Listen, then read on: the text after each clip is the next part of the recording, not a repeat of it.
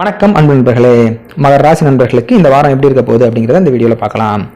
மகர ராசி நண்பர்களுக்கு குடும்பத்தில் புதிய திட்டங்கள் நிறைவேறக்கூடிய வாரமாக இந்த வாரம் அமையும். உங்கள் தனித்திறமையை வளர்த்துக்கொள்ள வாய்ப்புகள் கிடைக்கும். ஆன்மீக சிந்தனைகள் மேலோங்கும். புதிய நண்பர்கள் அறிமுகமாவாங்க.